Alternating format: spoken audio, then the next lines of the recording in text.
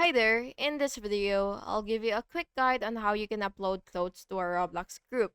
So the first thing that you will have to do is of course make sure that you have group permissions to upload items before starting, or even better if you're an owner already. So the first thing that you will do is you will go to the create section, which is right here, and then as you can see, I have my primary group already here, so it means it will be easier.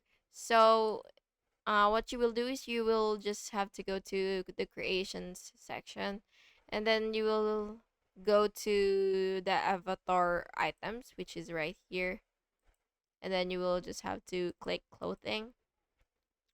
And now that you're here, you will make sure first that you already have a premium subscription so that you will be able to actually upload your items and sell them.